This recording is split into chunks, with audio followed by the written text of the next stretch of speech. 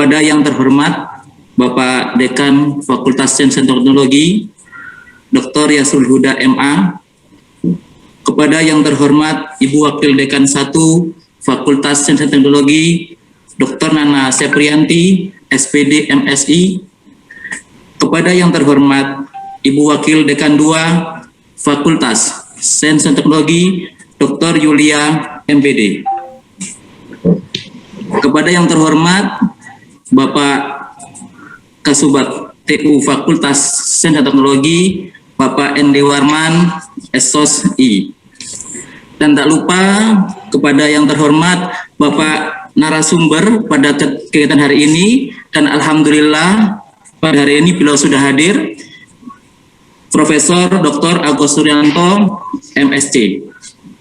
Kemudian kepada yang terhormat Bapak Moderator, dan alhamdulillah juga beliau sudah hadir pada hari ini, Bapak Sadam Al-Aziz, SPD, MPD.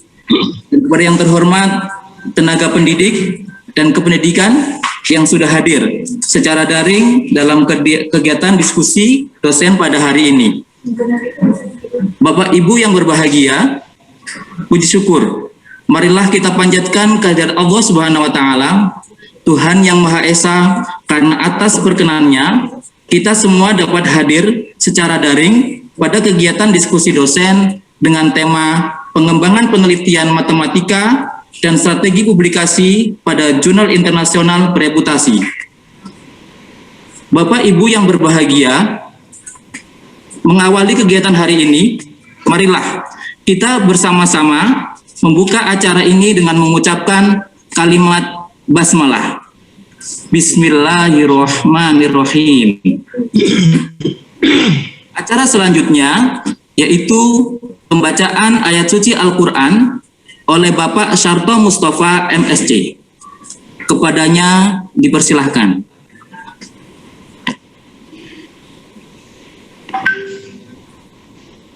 Assalamualaikum.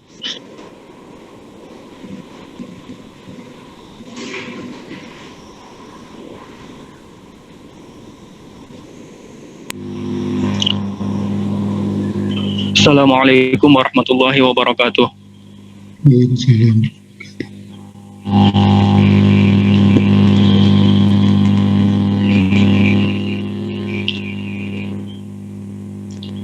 A'udzu billahi minasy syaithanir rajim. Bismillahirrahmanirrahim. Inna lil muttaqina mafazan hadaiqa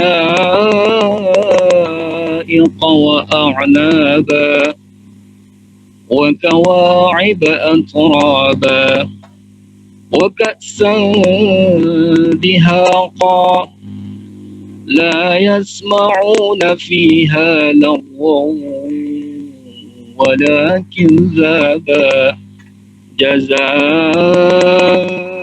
min rabbika 'ata'an hisaba rabbis samawati wal ardi wa ma bainahuma ar-rahmani la yamlikuna minhu khitaba يوم يقوم الروح والملائكة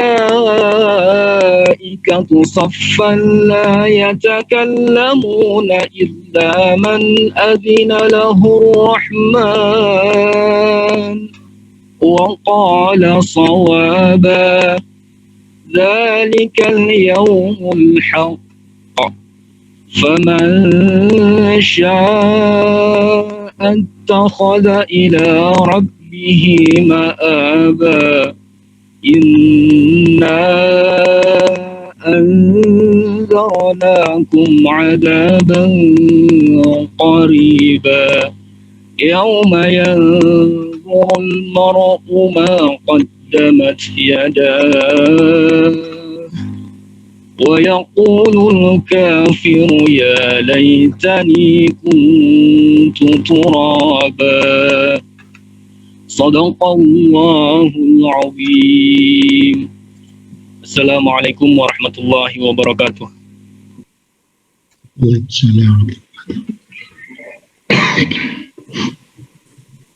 Terima kasih.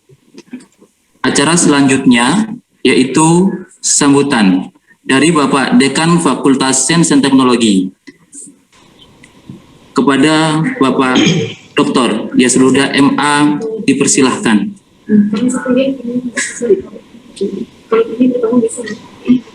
Bismillahirrahmanirrahim. Assalamualaikum warahmatullahi wabarakatuh. Waalaikumsalam warahmatullahi wabarakatuh. Hamdan wa syukran lillah. Salatu wassalamu ala rasulillah ma ba'du.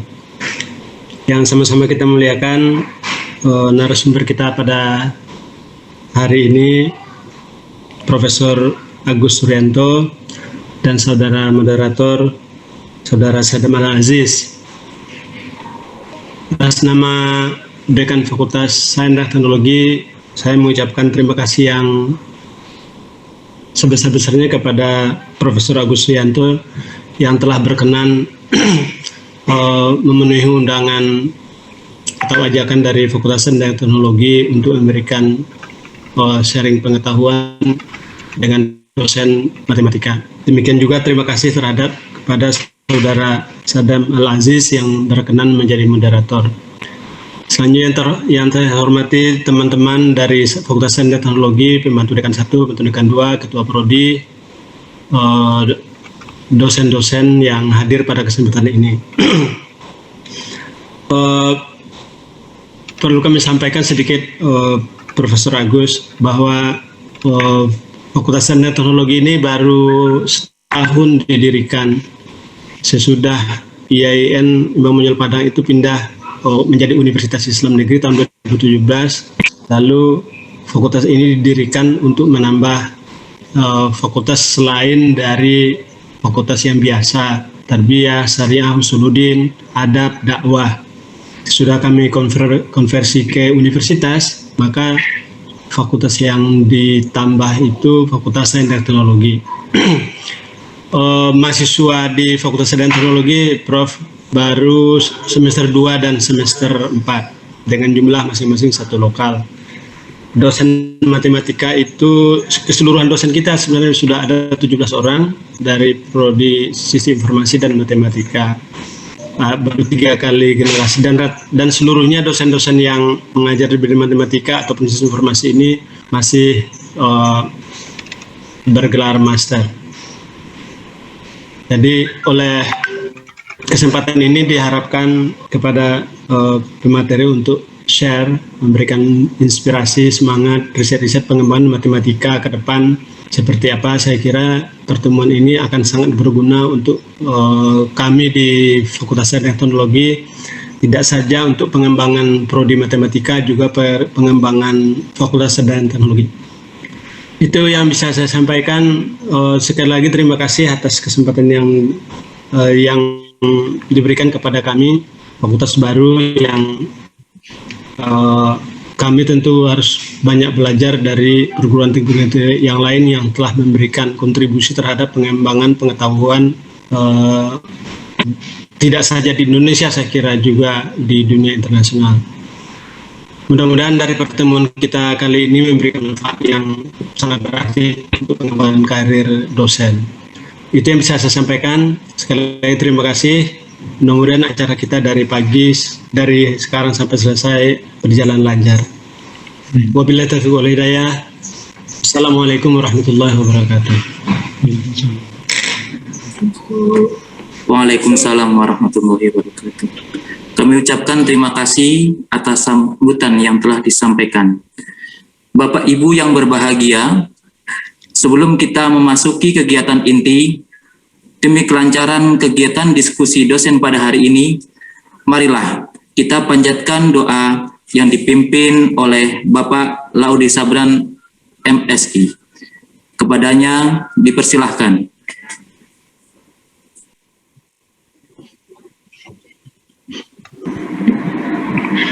Bismillahirrahmanirrahim. Assalamualaikum warahmatullahi wabarakatuh.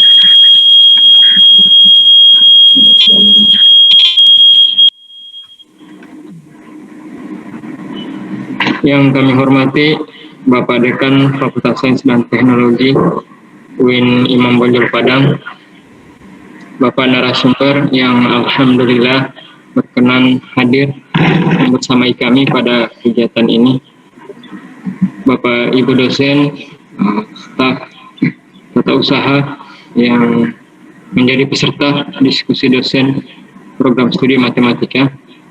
Pada kesempatan yang berbahagia ini, marilah sejenak kita menundukkan hati kita untuk berdoa, bermunajat kepada Allah Subhanahu wa Ta'ala. Semoga kegiatan kita ini mendapatkan keberkahan dan keridhaan dari Allah Subhanahu wa Ta'ala. Amin. Alhamdulillahirabbil alamin, hamdan syakirin, hamdan na'imin, hamdan yuwafi ni'amahu wa yukafi'u mazidah. Ya Rabbana lakal hamdu kama yanbaghi li jalali wajhika wa azimi sultan. Ashhadu an la ilaha illallah wahdahu la syarika lah, wa ashhadu anna Muhammadan abduhu wa rasuluh. Allahumma shalli wa sallim wa barik ala Muhammad wa ala ali Muhammad. Ya Allah, ya Tuhan kami, segala puji bagimu. Engkau Allah pemelihara alam semesta. Segala puji atas karunia dan kenikmatan yang telah Engkau limpahkan kepada kami semua. Wahai Tuhan kami, bagimu segala puji, sebagaimana semestinya pujian itu bagi kemuliaan wajah-Mu dan keagungan kekuasaan-Mu. Ya Allah, kami bersaksi bahwa tiada ilah, tiada Tuhan yang berhak disembah kecuali Engkau, ya Allah, dan tiada sekutu bagimu. Dan kami bersaksi bahwa Nabi Muhammad itu adalah hamba dan utusan-Mu.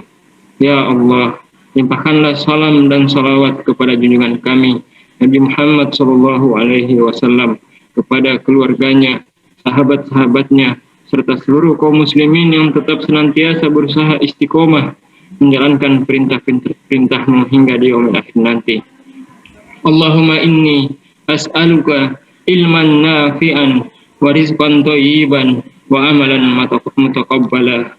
Ya Allah, sesungguhnya kami memohon kepadamu ilmu yang bermanfaat, ilmu yang mendatangkan kebaikan untuk kehidupan kami di dunia ini, terlebih lagi untuk kehidupan kami di akhirat nanti.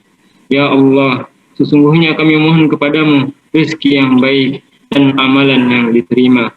Raditu billahi robba wa bil islam madina wa bi muhammadiyyan nabiyya wa rasulah.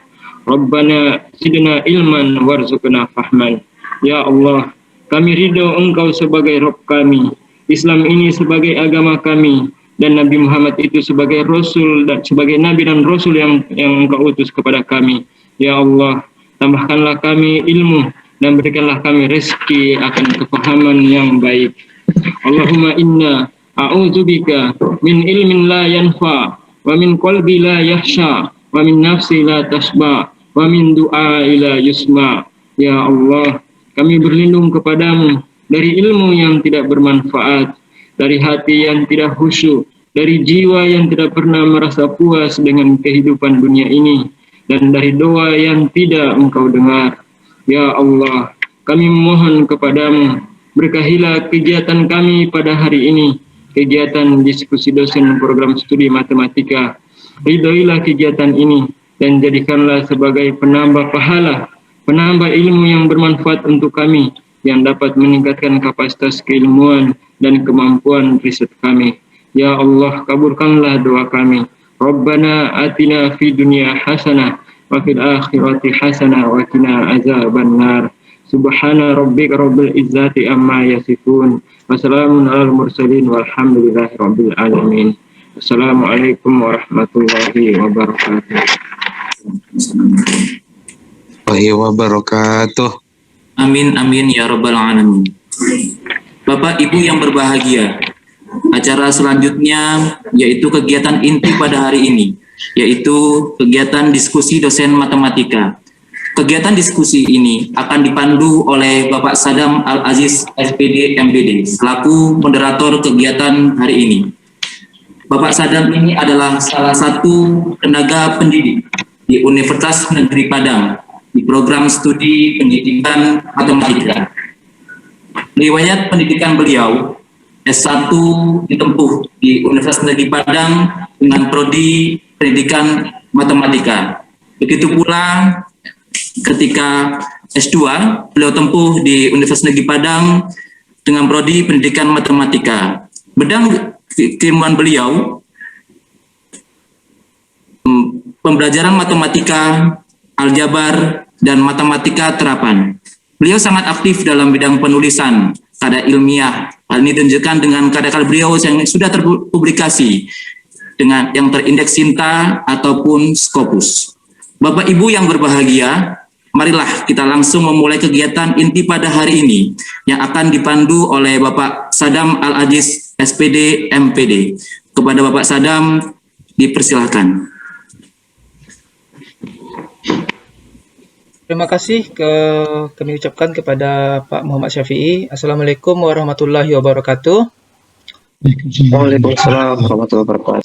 Alhamdulillahirabbil alamin. Allahumma shalli ala sayyidina Muhammad wa ala ali sayyidina Muhammad. Asyhadu an la ilaha illallah wa asyhadu anna Muhammadar Rasulullah. Yang sama-sama kita hormati Bapak Dekan, Pak Dr. Yasrul Huda beserta jajarannya dan undangan yang mungkin tidak bisa saya sebutkan satu persatu. Kemudian tidak lupa pula yang kita muliakan narasumber kita, Profesor Agus Suryanto MSc, yang sama-sama kita ketahui sudah berada dalam kegiatan webinar kita ini. Sedikit sebelum kita memulai acara diskusi kita, tentunya saya sedikit menjelaskan biografi narasumber kita kali ini.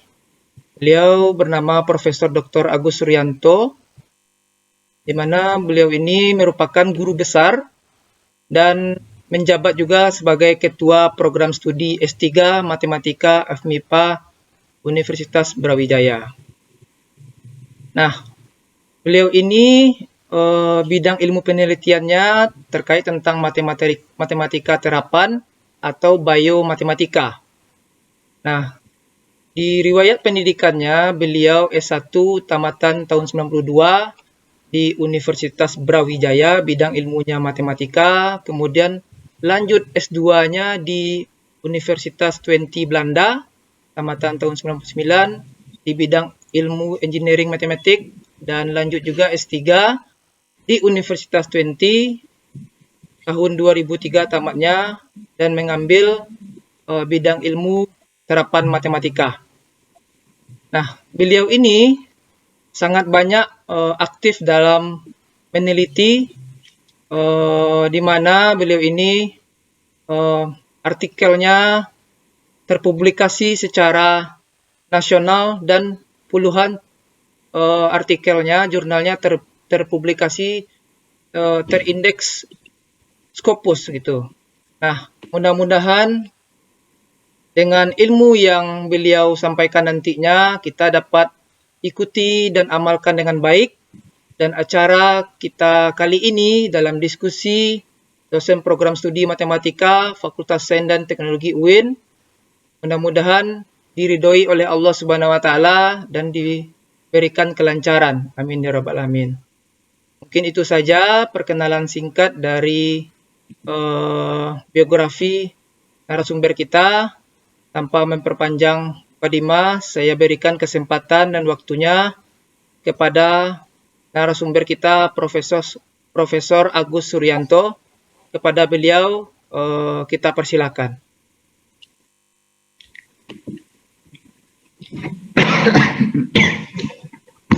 Baik, terima kasih Bapak Moderator, Bapak Sadam Al-Aziz atas waktu yang diberikan.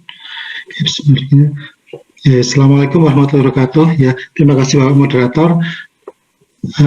Yang saya hormati Bapak Dekan, Bapak Dr. Yasrul Huda, Bapak dengan Ibu Kaprodi ya, Ibu Kaprodi Matematika, dan juga Bapak Ibu dosen yang lain. Ya, terima kasih atas undangan yang diberikan untuk saya untuk berbagi pengalaman. Mudah-mudahan nanti bisa bermanfaat bagi kita semua. sesuai dengan agenda pada kesempatan pertama ini kita akan berdiskusi mengenai roadmap penelitian ya. Mungkin sebelumnya saya langsung aja sharing materi Pak. Ya.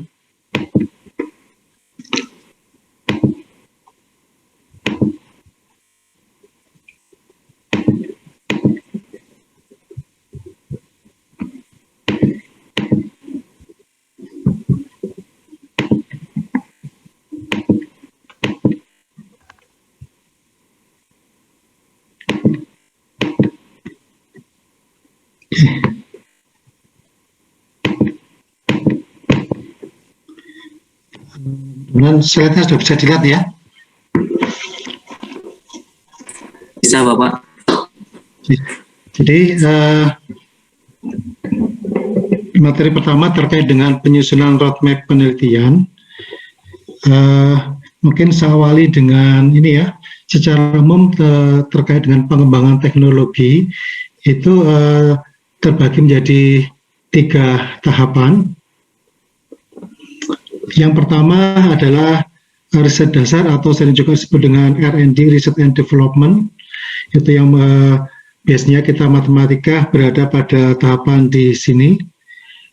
Yang kedua adalah riset terapan atau teknologi. Jadi berdasarkan hasil-hasil penelitian dasar dikembangkan menjadi bentuk teknologi dalam skala laboratorium yang kemudian diuji coba di dalam masyarakat sehingga nanti dibentuk produk yang merupakan bagian dari riset pengembangan. Ini ada banyak contoh yang terkait dengan pengembangan teknologi ini. Salah satu contoh yang bisa kita lihat adalah kalau di Indonesia kita ada PT PAL, di mana PT tersebut itu produknya adalah membuat kapal laut ya. Ada berbagai macam jenis kapal. Tentunya di situ dimulai dari berbagai macam tahapan, mulai dari riset dasar, mulai dari membuat mungkin dimulai dari riset material yang digunakan, kemudian terkait dengan desain kapalnya, kemudian setelah desain kapal dibuat, baru kemudian diproduksi, diuji coba sampai diperoleh kapalnya. Jadi ada berbagai macam tahapan yang jadi tentunya di situ ada banyak tahapan, dan itu semua bisa dibuat dalam bentuk roadmap penelitian bagi pembuatan kapal laut tersebut.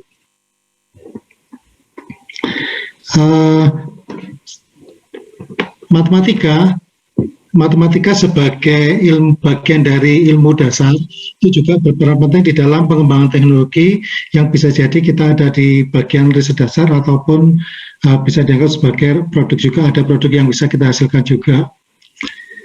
Ini salah satu contoh kontribusi di dalam matematika itu kalau kita kembali pada contoh yang saya berikan tadi ya, dalam pembuatan kapal itu kapal sebelum diproduksi, sebelum dicoba ke dalam laut lepas, itu kapal tersebut diuji coba dalam laboratorium hidrodinamika. Ya, ini di gambar tengah di sini adalah salah satu contoh prototipe dari kapal. Ya, nah kapal itu diuji coba di laboratorium hidrodinamika. Yang kira-kira bentuknya dari sebelah kiri ya itu. Nah, di dalam lab hidrodinamika ini ada 2 sisi. Salah satu sisinya adalah pembangkit gelombang. Pembangkit gelombang ini itu adalah tugasnya adalah dia membentuk gelombang sedemikian hingga pada posisi di mana prototipe kapal tadi mau diuji coba itu kita peroleh gelombang seperti layaknya gelombang pada perairan di mana kapal tersebut akan dioperasikan. Nah, pada sisi yang lain itu terdapat pantai, itu semacam kita sudah pantai dalam tanda kutip ya, itu tujuannya adalah untuk menyerap gelombang. Jadi gelombang dibangkitkan di satu sisi, kemudian membentuk gelombang sesuai diinginkan, di sisi yang lain dia harus diserap agar tidak memantulkan gelombang yang mengganggu gelombang yang dibangkitkan oleh pembangkit gelombang. Jadi secara diagramatis, kalau seandainya kita punya ini ya, segramatis ini adalah laboratorium hidrodinamika. Misalkan di sini adalah kapal di mana kita uji coba. Nah, kita gerakan pembangkit gelombang di sebelah kiri, kemudian kita peroleh gelombang. Jadi gelombang di posisi ini itu harapannya adalah mendapatkan gelombang seperti kondisi di mana kapal tersebut akan dioperasikan. Biasanya dalam kondisi yang ekstrim ya. Nah, di sisi yang lain itu dibentuk pantai yang tujuannya adalah untuk menyerap gelombang sehingga gelombang yang ketika di sini tidak kembali ke kiri ya, kalau dia kembali itu akan mengganggu pembangkitan gelombang di sini. Nah, kontribusi matematika yang bisa kita berikan pada kasus semacam ini ada banyak sekali, mulai dari model perambatan gelombang di sini seperti apa. Itu biasanya kita membentuk pemodelan gelombang dan kemudian pemodelan gelombang tadi itu biasanya berbentuk persamaan diferensial parsial yang sangat nonlinear sehingga tidak mungkin kita selesaikan secara analitik dan kita perlu menyelesaikan secara numerik sehingga di sini juga dibentuk atau dikonstruksi skema numerik yang seakurat mungkin untuk melakukan simulasi. Nah, kemudian di samping itu kita juga bisa membuat model untuk gerakan pembangkit gelombang di sebelah kiri ya, bagaimana kita harus menggerakkan sehingga ketika kita gerakan itu nanti muncul gelombang, biasanya ini adalah linear, kemudian diharapkan pada sisi sini diperoleh dengan efek non-linearitas diperoleh gelombang seperti yang diinginkan. Kemudian kita juga bisa membuat model pantai, jadi kalau seandainya kita juga dari model tersebut, harapannya kita juga bisa mengukur seberapa besar refleksi yang dihasilkan dan tentunya refleksinya diinginkan adalah sekecil mungkin. Itu untuk desain jenis pantai yang perlu diaplikasikan di situ. Nah, data-data yang diperoleh dari pengukuran, jadi biasanya di sini ada gelombang ya, kita berikan probe, jadi satu alat untuk mengukur ketinggian gelombang. Dari ketinggian itu kita bisa dengan data simulasi, dengan estimasi parameter, kita dikaitkan dengan model, kita bisa peroleh data-data yang diinginkan di situ. Nah, ini sendiri secara matematis, meskipun ini adalah bagian kecil dari pembuatan kapal, tapi ini sendiri juga bisa dibuat roadmap tersendiri bagi matematika. Jadi roadmap yang dibuat misalnya adalah model perambatan gelombang, kemudian konstruksi gelombang itu biasanya butuh waktu yang lumayan banyak, kemudian bagaimana mengkonstruksi skema numerik itu butuh beberapa tahapan, kemudian setelah itu bagaimana verifikasi dengan data di lapangan, apakah sesuai atau tidak, itu ya. Kemudian bisa juga dikaitkan dengan model pembangkitan gelombang dan model pantai di lab hidrodinamika. Nah, ini sendiri sudah banyak tahapan yang harus dilakukan dan bisa dibentuk roadmap di situ. Nah, roadmap sendiri, roadmap itu secara harfiah itu merupakan milestone atau tonggak sejarah tentang kegiatan penelitian dalam waktu tertentu, itu biasanya minimal 5 tahun sampai dengan 20 tahun atau mungkin bisa lebih, yang dilakukan oleh peneliti dalam bentuk multidisiplin ataupun kelompok peneliti baik secara multidisipliner ataupun intra atau interdisiplin atau industri. Nah, roadmap itu secara umum bisa berupa roadmap research development. Jadi ini merupakan riset dasar. kemudian riset roadmap untuk teknologi, dan roadmap untuk produk. Jadi pengembangan produk ada 3 macam. Nah, satu roadmap penelitian itu untuk kelompok yang besar bisa jadi mencakup 3 bagian tersebut sekaligus. Jadi sudah ada riset dasar, sudah ada riset terapan, dan riset pengembangan. Misalnya di dalam kalau misalnya untuk pengembangan obat mulai dari karakterisasi dari bahan obat, kemudian karakterisasi bahan untuk mencari di karakterisasi itu artinya kita mencari senyawa yang bisa digunakan untuk obat, kemudian diracik dibuat suatu obat dalam skala laboratorium, dicoba di dalam hewan coba misalkan gitu ya. Kemudian setelah itu pada manusia ini masih dalam tahap sudah masuk dalam tahap terapan. Setelah dicoba dan berhasil, baru dikembangkan dalam skala industri. Jadi sudah merupakan riset pengembang produk. Jadi dalam industri nanti itu juga ada banyak tahap yang dilakukan di situ. Nah, untuk roadmap yang besar itu bisa jadi mencakup ketiga hal tersebut. Tetapi roadmap tergantung dari kelompok yang ada, bisa saja hanya merupakan riset dasar saja. Kalau di matematika biasanya kita lebih banyak pada bagian riset dasar dan sebagian kecil riset terapan. Ada juga kelompok yang fokus pada riset terapan teknologi, jadi terapan tetapi dalam skala laboratorium. Biasanya hasilnya adalah berupa prototipe dari suatu teknologi, satu produk. Nah, kalau dikembangkan lagi dalam skala masyarakat, itu bisa dalam riset pengembangan. Jadi bisa kombinasinya tergantung pada besar kecilnya kelompok riset yang ada dan tujuan dari kelompok riset tersebut. Nah, roadmap itu pada umumnya ditampilkan dalam bentuk diagram. Ya, tujuannya adalah agar kita mudah visualisasi dan kita mudah untuk melihat dan mengecek apakah kita sudah berhasil atau kita sudah sampai pada tahapan mana. Secara umum diagramnya adalah bentuk diagram Fishbone, tapi tidak harus diagram Fishbone. Diagram tulang ikan ya, bisa juga diagram yang lain. Nah, ini yang seringkali terjadi miss ya. Kalau kita misalkan diminta membuat roadmap penelitian di dalam proposal, itu seringkali yang ditampilkan adalah alur atau tahapan penelitian atau metode penelitian. Jadi tahapan-tahapannya secara khusus pada penelitian yang kita kerjakan. Jadi bukan itu adalah roadmap-nya. Nah, luaran roadmap itu ada banyak, bisa berupa hak kekayaan intelektual, bisa juga artikel, bisa juga yang lainnya ya. Nah, beberapa model roadmap seperti yang saya sampaikan tadi. Yang pertama adalah roadmap dimulai dari riset dasar, kemudian riset terapan dan berakhir pada riset pengembangan. Jadi roadmap atau peta jalan ini dicirikan dengan adanya keberlanjutan atau dari tahun ke tahun.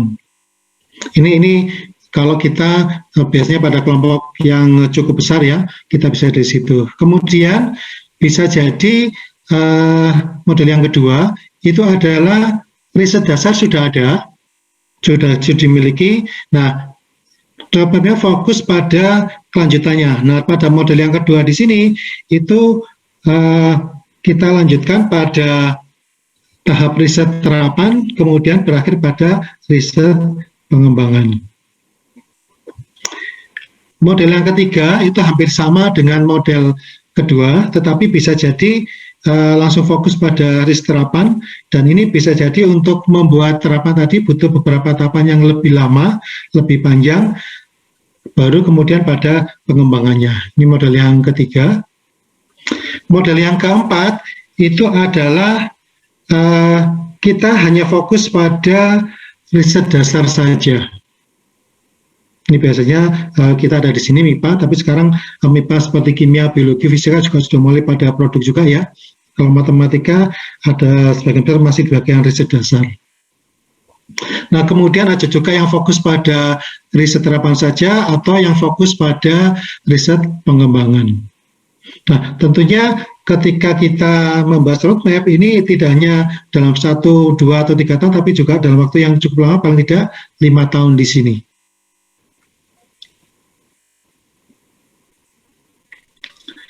Nah, ini adalah contoh diagram fishbone. Kalau dalam secara lengkap ya, kita punya suatu tujuan tertentu membuat produk apa misalkan gitu ya, dimulai dari berbagai macam riset dasar, kemudian diuji coba pada skala laboratorium, ya. Setelah laboratorium selesai sampai diperoleh suatu prototipe, misalkan ya, kemudian dibuat riset pengembangan, diuji coba pada skala yang lebih besar lagi sehingga diperoleh suatu produk. Nah, roadmap itu sangat penting sekali sehingga perguruan tinggi, termasuk program studi atau bahkan peneliti sendiri, meskipun sendirian, atau mungkin kelompok peneliti, kelompok bidang ilmu, atau KBK, atau KK, kelompok keahlian ya, macam-macam namanya, itu juga perlu menyusun roadmap penelitian. Tujuannya adalah agar produktivitas peneliti atau kelompok peneliti, program studi atau fakultas atau perguruan tinggi dapat diketahui. Jadi itu adalah salah satu tujuannya. Dan roadmap itu sekarang dikatakan sebagai dokumen rencana kerja secara rinci yang mengintegrasikan seluruh rencana dan pelaksanaan program serta kegiatan dalam rentang waktu tertentu. Jadi di dalam roadmap itu sudah tergambarkan apa yang akan dilakukan untuk mendapatkan produk sebagai tujuan dari penelitian tersebut.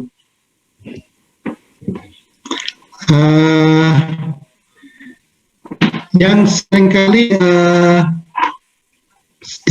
salah interpretasikan ya, bahwa roadmap penelitian itu bukan hanya sekedar dokumen, tetapi harus diwujudkan sebagai komitmen atau cita-cita dan bagaimana kita mencapai tujuan dari riset tersebut. Jadi kita harus punya komitmen untuk melakukan atau melaksanakan sesuai dengan roadmap yang telah kita buat tadi. Jangan hanya sekedar menjadi dokumen saja. Nah, kalau kita sudah punya roadmap itu, roadmap dapat kita gunakan sebagai alat bantu di dalam mengukur seberapa pencapaian kinerja dan juga untuk monitoring dan evaluasi. Jadi kira-kira kalau kita monitoring apakah sudah tercapai atau belum. Kalau sudah tercapai, apa yang menjadi faktor pendorongnya, apa yang bisa dikembangkan lebih lanjut, itu adalah bagian dari evaluasi. Kalau misalkan ada hambatan, kira-kira hambatannya di mana, akar masalahnya di mana, apa yang mau diperbaiki, apakah roadmapnya perlu direvisi atau tidak. Nah, itu juga merupakan salah satu keuntungan adanya roadmap. Nah, salah satu manfaat lain adalah dengan adanya roadmap, kita bisa menunjukkan kepada tim atau orang lain atau badan sponsor pemberi dana ya, tentang arah pengembangan pengetahuan atau teknologi yang ingin kita lakukan di dalam kelompok penelitian kita.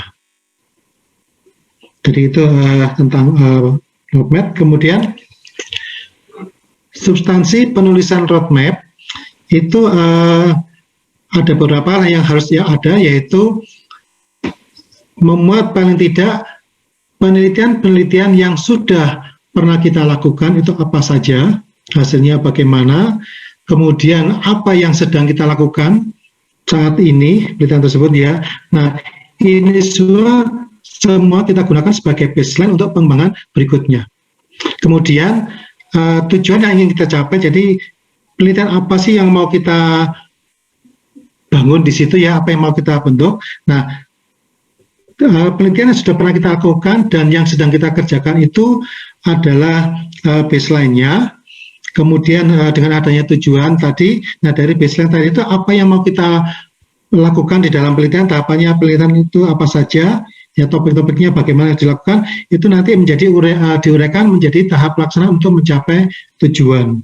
Nah, dari masing-masing tahapan tadi diberikan sasaran apa yang menjadi untuk setiap tahap tadi itu ya.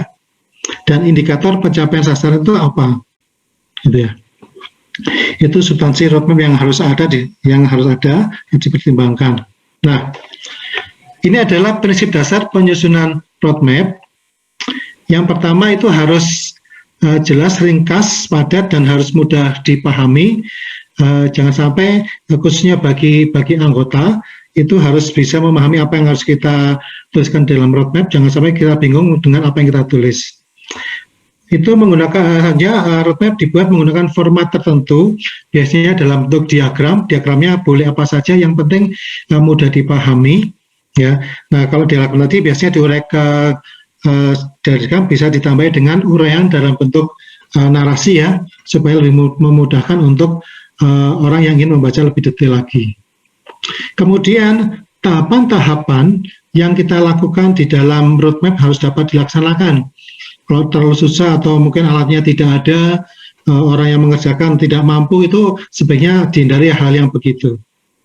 Nah, kemudian sasaran ataupun sasarannya harus terukur ya, bahwa kita punya target. Setiap program itu ada kegiatan, harus ada targetnya, waktunya kapan dicapai, dan outcome-nya harus bisa diukur. Kalau modelnya bahwa harus ada, kemudian kalau berupa skema numerik itu harus ada, atau kalau dalam analisis misalkan teorema apa yang harus kita buktikan gitu ya, itu harus terukur di situ. Dan juga yang penting adalah adjustable. Jadi seperti saya katakan sebelumnya bahwa roadmap itu bisa jadi ketika kita menjalankan tidak harus mulus ya, semuanya bisa berhasil kita lakukan. Kadang-kadang ada hambatan yang membuat kita harus berpikir ulang. Nah, disitulah pentingnya adjustable di sini. Jadi kita lakukan evaluasi terhadap apa yang kita lakukan. Apabila diperlukan, kita bisa melakukan perbaikan. Bisa jadi karena mungkin ada sesuatu yang lebih baik, misalkan ada bahan yang lebih bagus, ada metode yang lebih bagus, atau mungkin karena adanya kebutuhan masyarakat yang lebih mendesak, atau tren penelitian yang lebih luas gitu ya, kita bisa membelokkan apa yang sudah kita buat, kita susun ulang roadmap tadi. Jadi adalah harus bersifat adjustable di situ. Kemudian harus terinci, karena roadmap itu harus merupakan pelaksana kegiatan itu harus rinci, karena supaya kita bisa paham dan bisa melaksanakan kegiatan-kegiatan yang ditulis dalam roadmap itu harus jelas, harus dirincikan di situ. Dan ini nomor 7 adalah tergantung dari roadmap ini siapa. Karena roadmap itu bisa jadi roadmap dari seorang peneliti menyesuaikan dengan yang di atasnya, bisa juga roadmap dari kelompok peneliti, bisa juga roadmap prodi atau roadmap fakultas. Jadi bergantung pada, nah kalau roadmap itu bukan roadmap individu ya, maka roadmap tadi itu harus merupakan kesepakatan bersama. Nah, ini nanti mungkin agak detail kita bahas yang terakhir ya, tentang kesepakatan bersama. Kenapa? Karena kalau bukan merupakan kesepakatan bersama, bisa jadi ada anggota peneliti yang tidak mau melaksanakan roadmap tadi itu. Jadi harus betul-betul disepakati tentang topik kajian yang mau dilakukan, dan setelah disepakati itu kita harus bertanggung jawab terhadap apa yang kita sepakati, dan itu harus dilaksanakan dan diselesaikan. Nah, kemudian roadmap ini juga harus penting. Roadmap harus menjadi dokumen resmi kelompok peneliti atau program studi atau fakultas. Nah, roadmap ini harus terdokumentasi ya. Ini kalau misalkan untuk kepentingan akreditasi, salah satu poinnya adalah ditanya keberadaan roadmap penelitian. Nah, itu harus dijadikan sebagai dokumen resmi, bisa jadi ada di dalam SOP penelitian atau di dalam khusus dokumen roadmap yang disahkan oleh prodi atau fakultas. Ini adalah hal-hal yang perlu diperhatikan dalam penyusunan roadmap penelitian, ya. Yang pertama itu harus menyesuaikan dengan bidang keahlian dosen, kemudian prioritas penelitian, tren penelitian, kebutuhan penelitian, ketersediaan peralatan yang dibutuhkan. Bisa jelaskan satu persatu ya. Yang pertama terkait dengan bidang keahlian dosen. Nah, ini kalau roadmap itu adalah roadmap individu, jadi individu atau peneliti tadi atau dosen tadi tinggal menyesuaikan bahwa penelitiannya harus sesuai dengan penelitian di atasnya. Misalkan kalau ada kelompok keahlian ya menyesuaikan dengan kelompok lain. Kalau di atasnya adalah prodi, maka yang diharuskan harus inline, harus selaras sesuai dengan roadmap-nya prodi. Nah, kalau itu pribadi, itu harus bisa dikaitkan dengan bidang keahlian dosen tersebut, bisa jadi merupakan kelanjutan roadmap dari penelitian ketika melakukan studi, bisa S2, bisa S3. Nah, jika itu roadmap-nya merupakan roadmap penelitian kelompok atau dosen atau program studi ya, maka kita harus menyesuaikan sesuai dengan bidang keahlian semua dosen yang terlibat. Maka ini kesepakatan harus harus dimunculkan di situ. Nah, rule of thumb, jadi aturan dasar yang bisa diambil biasanya ya, kalau kita punya kelompok dosen, biasanya kita amati kira-kira penelitian mana yang sudah jalan bagus sesuai dengan kebutuhan, itu yang dijadikan acuan. Nanti yang lain harus ngalah. Tidak mungkin setiap dosen punya roadmap sendiri-sendiri dan tidak ada satu kesatuannya. Itu kalau sudah seperti itu bukan lagi roadmap, tapi menjadi parsial, masing-masing punya arah sendiri-sendiri ya. Itu. Kemudian terkait dengan prioritas penelitian, jadi ini yang utama adalah penelitian itu pasti memerlukan dana yang seringkali tidak sedikit jumlahnya. Contohnya adalah kalau kita melakukan penelitian bisa jadi butuh alat, kalau untuk simulasi butuh komputer dengan spek tinggi misalkan begitu ya, butuh dana untuk membeli itu. Kemudian kalau perlu data bisa jadi butuh survei, butuh cari data, nah itu juga memerlukan dana yang kadang-kadang tidak sedikit. Bisa juga untuk biaya konferensi, biaya seminar yang mungkin juga butuh dana banyak juga ya. Nah, terkait dengan itu berarti kita kan butuh dana penelitian. Kalau kita punya uang sendiri yang banyak ya tidak masalah, tapi kalau kita gunakan uang pribadi kayaknya makin lama ya kita akan kesulitan sendiri ya. Nah, untuk itu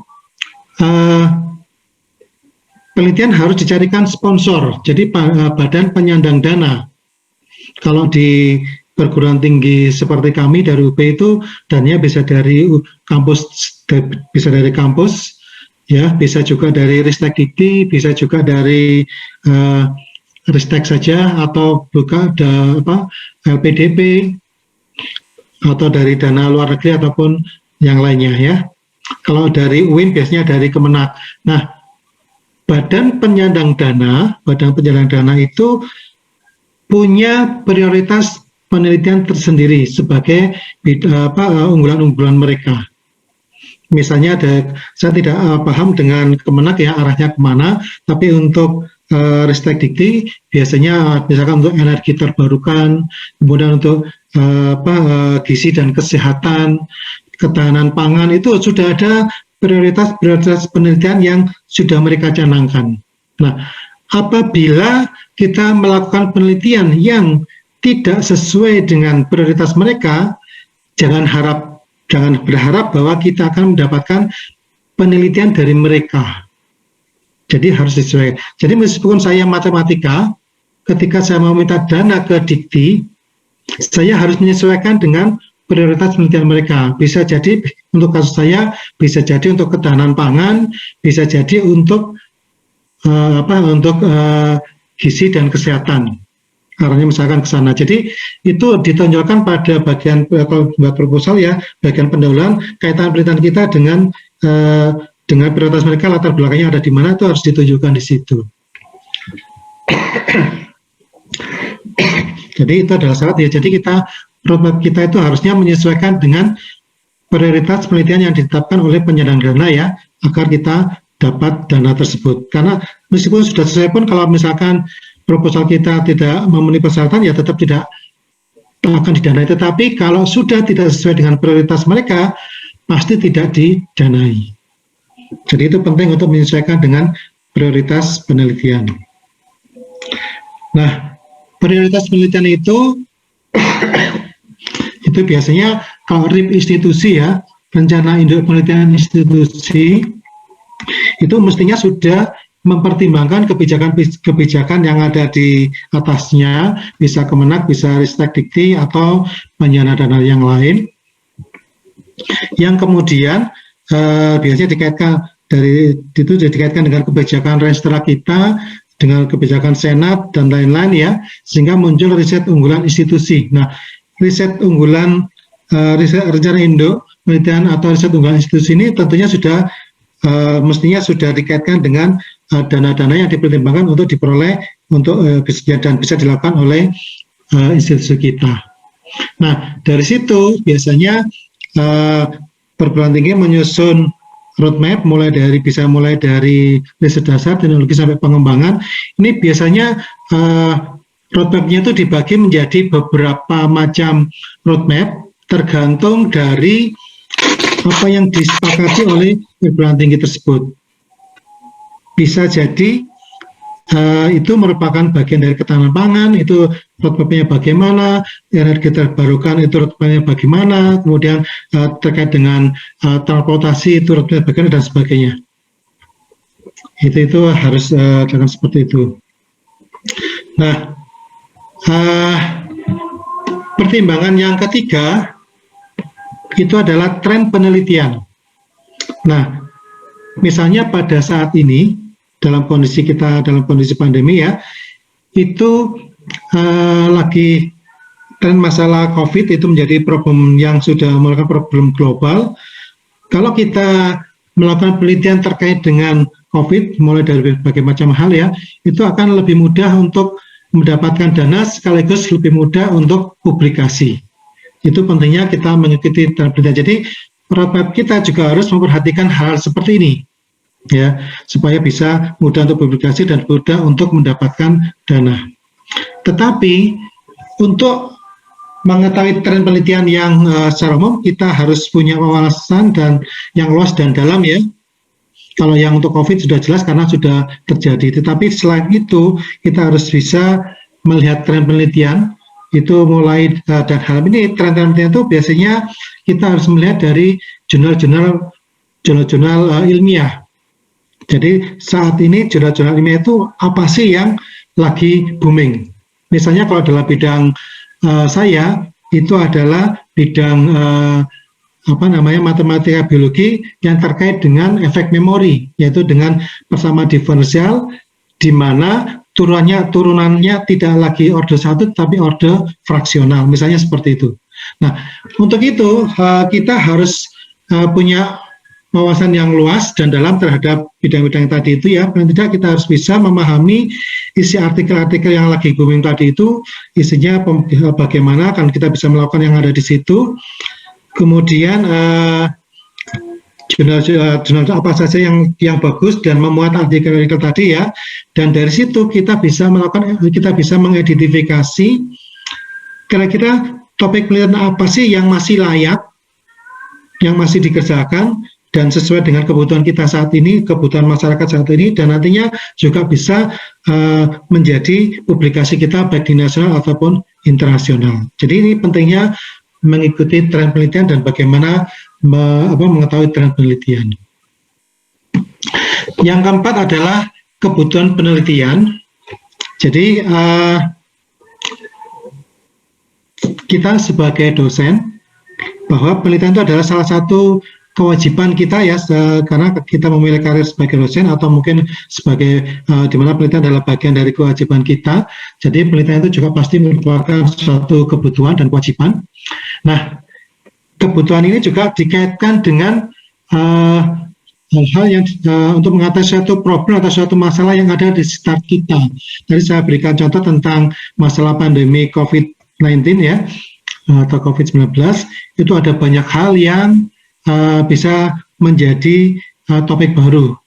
Yang pertama misalkan masalah epidemiologi, penyebaran ini bagaimana virus COVID itu menyebar di masyarakat, itu yang pendorongnya apa saja, kira-kira apa yang bisa menghambat gitu ya penyebaran tadi itu, terkaitkan dengan karakteristik masyarakat, perilaku masyarakat, itu menjadi topik tersendiri yang bisa kita lakukan di situ. mungkin terkait dengan obat juga ada ya. Bagaimana kita membuat suatu obat yang bisa menyembuhkan orang yang terkena penyakit COVID tadi itu. Juga pengembangan vaksin, bagaimana vaksin bisa menjadi kebal mungkin, dan ini juga butuh waktu yang panjang ya. Terkait dengan pendidikan, bagaimana sih kita bisa melakukan mengajarkan suatu materi secara online kayak akibat adanya pandemi, itu juga menjadi suatu tantangan tersendiri. Terus masalah ekonomi yang terjadi akibat pandemi, masalah sosial politik, ada banyak hal yang bisa menjadi topik baru di dalam penelitian dengan adanya pandemi ini. Dan masing-masing itu tahapannya adalah banyak dan bisa jadi menjadi satu roadmap tersendiri di situ. Ya, ini contoh kebutuhan penelitian terkait dengan masalah yang ada di masyarakat. Yang kelima, ketersediaan peralatan. Nah, penelitian itu bisa jadi memerlukan peralatan. Kalau matematika ya biasanya guyonannya orang-orang itu kita hanya butuh kertas dan pensil, papan tulis gitu ya. Tetapi untuk saat ini kita untuk yang terapan kita juga butuh komputer dan software, dan itu semuanya juga butuh dana. Nah, alat-alat itu harus kita miliki agar kita bisa melakukan penelitian. Karena kalau tidak ada alat, tidak ada. Nah, bisa jadi alat yang sederhana seperti artikel ilmiah, buku teks itu juga menjadi suatu alat yang kita perlukan. Nah, kita harus bisa mendapatkan itu. Dan jika tidak, salah satu langkah yang bisa dilakukan adalah dengan melakukan penelitian kolaboratif. Jadi kita melakukan penelitian bekerja sama dengan kelompok lain, orang lain atau kelompok peneliti yang lain ya, dengan harapan kita bisa mendapatkan fasilitas yang mereka punyai dan menjadi kerjasama yang bagus dalam melaksanakan penelitian. Itu juga yang menjadi pertimbangan. Nah, penelitian yang terdapat di dalam roadmap itu hasilnya diharapkan dapat dipublikasikan dalam jurnal ilmiah, khususnya jurnal ilmiah internasional kalau kita ya harapannya paling tidak di nasional terakreditasi.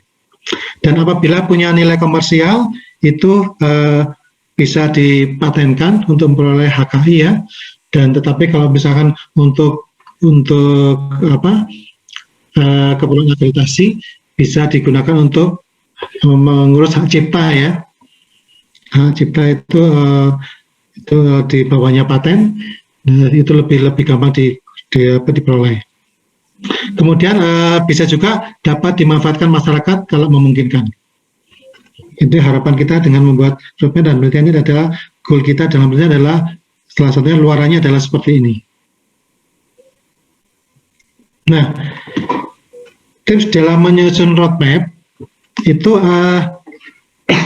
untuk UIN Imam Bonjol yang kebetulan prodinya masih baru, masih beberapa tahun ya, masih berjalan mau 2 tahun. Ini dosennya masih belum terlalu banyak. Kemudian saya dengar tadi semuanya masih S2 ya, belum S3. Semuanya masih muda, masih semangatnya tinggi, mestinya akan gampang untuk berbicara mengenai roadmap dibandingkan dengan suatu prodi yang sudah eksis, yang dosennya sudah banyak, kalinya bermacam-macam akan lebih susah. Nah, di sini kita sebagai individu atau sebagai kelompok ya harus bisa mengidentifikasi kita mau menjadi ahli bidang apa, kita mau fokus penelitian kita ke arah mana. Harus dibicarakan. Nah, bisa jadi pada tahap awal itu masing-masing punya keinginan sendiri-sendiri dibicarakan. Nah, tentunya setelah itu didiskusikan bersama-sama dengan teman-teman yang ada, dicari irisan-irisan yang ada, irisan-irisan tadi kita satukan. Jadi awalnya kita mungkin masih bisa berjabang, lama-lama harusnya bisa mengerucut. Nah, pertimbangan penetapan dari kita mau jadi apa tadi itu ya, ada beberapa hal yang bisa dipertimbangkan. Itu adalah keahlian atau penguasaan ilmu dari masing-masing anggota peneliti anggota tim atau kelompok peneliti tadi itu harusnya ke arah mana, harus menjadi pertimbangan, ya, dan minatnya ke arah mana, terus jadi. Kemudian seperti tadi ya, tuntutan masyarakat atau tren penelitiannya ke arah mana, kebutuhan masyarakat seperti apa, prioritas penelitian pemberi dana itu seperti apa juga harus menjadi pertimbangan. Nah, beberapa orang yang idealis tidak membutuhkan dana bisa jadi mengatakan, oke, saya ingin bidang A, meskipun nanti penelitian itu tidak dapat dana, oke, saya kerjakan sendiri. Boleh seperti itu, tapi biasanya menjadi agak susah berkembang karena penelitian itu sebaiknya harus dalam bentuk tim, jangan sendiri-sendiri. Terus juga terkait dengan minat atau kepuasan dari masing-masing juga harus menjadi pertimbangan. Jadi ini penting ya, harus fokusnya ke arah mana, ini betul-betul butuh duduk bersama di sini. Ya. Ini nanti mungkin kita bicara pada sesi yang kedua ya, karena saya melihat dari yang disampaikan ke saya melalui Pak Muhammad Syafi'i tadi ya, kemarin ya, itu masing-masing masih mencirikan dirinya sendiri, belum ada fokus yang diperoleh, yang dibentuk di situ. Jadi suatu saat harus mengerucut ke arah bidang mana gitu ya. Itu. Nah kemudian selain itu masing-masing individu harus mengenali dirinya sendiri ya. Itu minatnya apa yang dimiliki, terus juga masing-masing mengidentifikasi topik penelitian apa sih yang sudah pernah dikerjakan, sedang dikerjakan, gitu ya. Nah, di sini kebetulan kalau untuk matematika itu kan ada banyak sisi ya. Dari sisi alat itu dalam arti itu adalah pengembangan matematikanya sendiri. Yang kedua dari sisi aplikasi, kalau kita bicara matematika terapan. Nah, aplikasi itu bisa jadi berbeda, tetapi alatnya sama.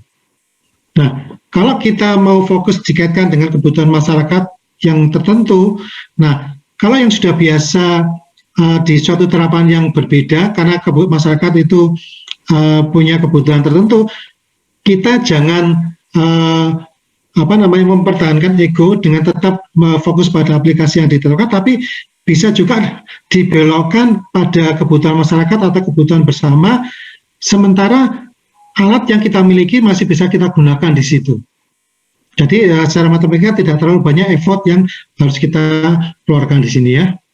Nah, dengan identifikasi topik dan itu kemudian kita bisa berpikir kira-kira kita mau kembangkan ke arah penelitian bank baru itu seperti apa, menjadi 3 tahun pertama, 3 tahun kedua, atau 5 tahun pertama, 5 tahun kedua, seperti apa. Nah dari situ kalau sudah duduk bersama, kemudian kita diskusikan dengan kelompok-kelompok yang ada. Ya. Nah ini slide yang terakhir terkait dengan itu tadi. Jadi ini semacam kesimpulan ya, bahwa di dalam menyusun roadmap penelitian itu harus memperhatikan kebijakan tadi itu biasanya termuat dalam visi misi, tujuan sasaran program studi fakultas PT Kemenak atau Perkementerian ataupun Kemenak ya, atau Ristek Dikti. Nah, kebijakan tadi itu terkait dengan prioritas. Jadi kita mulai dari atas, kemudian di universitas dan nah, roadmap yang kita bangun harus merupakan bagian dari itu semua. Tidak boleh lepas dari situ. Dari visi misi prodi, kalau kita mau punya prodi itu harus ada di situ ya, jangan sampai terlepas dari situ, karena kalau sudah tidak sesuai dengan visi misi, nanti pasti penelitiannya akan berbeda dengan visi misi, nanti juga dikaitkan dengan pengajaran, pendidikan juga akan tidak nyambung, sehingga visi misi prodi juga menjadi tidak tercapai. Yang kedua, ini tadi juga yang terakhir sudah yang terakhir ya, tentang SDM. Itu harus memperhatikan kompetensi dari masing-masing, itu harus dibicarakan kita mau fokus di mana. Jadi maksudnya begini, kalau kita punya dosen 20 orang misalkan ya, dalam satu prodi 20 orang, itu jangan membentuk roadmap itu menjadi 20, 15, atau 10, mungkin hanya 5 saja. Ada 5 roadmap, jadi masing-masing itu tergantung dari minatnya masuk ke dalam masing-masing kelompok tadi. Paling tidak disesuaikan dengan kelompok kalian yang akan dibangun di situ. Jangan masing-masing buat roadmap yang tidak ada satu kesatuannya. Nah, dan yang paling penting juga ada di sini ya, ketika berarti itu berbasis pada apa yang sudah pernah kita lakukan dan sudah kita lakukan, dan kalaupun belum pernah dan harus menyesuaikan, jangan lupa untuk membentuk track record. Track record itu ya bisa dimulai dengan dana, dengan membuat publikasi tanpa dana ya, karena matematika memungkinkan untuk itu. Dari publikasi satu yang kecil tadi, kita bisa buat untuk mendapatkan dana meskipun tidak banyak. Kalau sudah terbangun, kita bangun untuk terus-menerus sehingga kita bisa dapatkan dana yang lebih baik lagi dengan kalau kita sudah punya track record yang lebih besar. Kemudian perhatikan sarana prasarana laboratorium perpustakaan, itu peralatan jurnal ilmiah ya, itu harus diperhatikan ada atau tidak. Kalaupun tidak, bisa kerjasama dengan orang lain melalui PKPT kalau di kami ya, kerjasama perguruan tinggi. Kemudian bisa juga kalau misalkan terkait dengan perpustakaan ya, kita bisa minta tolong teman untuk mencarikan referensi yang kita inginkan, misalkan begitu ya. Nah, kemudian kerjasama dengan tadi salah satunya adalah untuk memperoleh manfaat peralatan. Di samping itu juga dengan kerjasama itu juga kita berusaha membangun keilmuan kita. Bisa jadi ada di kelompok peneliti kita itu ada yang belum menguasai suatu metode tertentu. Tapi kita butuh itu untuk menyelesaikan problem kita. Nah, ada orang yang punya ahli di situ. Nah, kita akan lakukan kerjasama. Dengan kerjasama otomatis kan ada komunikasi. Secara tidak langsung kita juga akan dapat transfer knowledge dan kita bisa mempelajari metode tadi itu. Nah, kemudian dengan kerjasama tentunya penelitian juga akan semakin besar. Sehingga di sini kita perlu ada MOA, MOU ataupun penelitian ataupun perjanjian kerjasama. Jadi ini hal-hal yang harus diperhatikan ya. Nah, saya pikir itu dari saya materinya ya. Mungkin sebelumnya saya berikan beberapa contoh sebelum saya tutup. Ini adalah contoh roadmap terkait dengan model dengan matematika biologi. Ini sebenarnya sudah dibuat beberapa tahun yang lalu ya. Ini kita dimulai pada ini ya, tentang kita mempelajari model predator prey. Ini adalah interaksi predator dan prey itu dengan berbagai macam efek yang ada, mulai dari perilaku pemangsaan predator terhadap prey, ada efek alih, ada makanan tambahan, ada anti predator, ada penahanan diri, ada mungkin prey dan predatornya itu punya makanan yang sama ya. Itu seperti apa? Itu sudah dipelajari sebelumnya, dan ini adalah model-model deterministik dan bersama diferensial ya.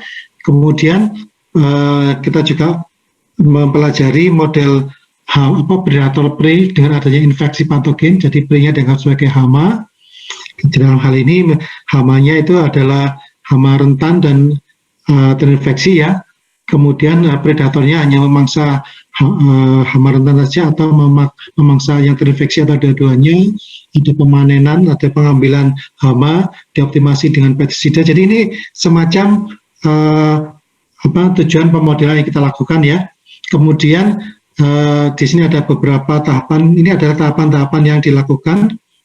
Kemudian ini dari sini, dari adanya efek predator prey dan adanya infeksi patogen, itu dikembangkan menjadi model hama predator dengan adanya efek memori, jadi menggunakan turunan fraksional ya.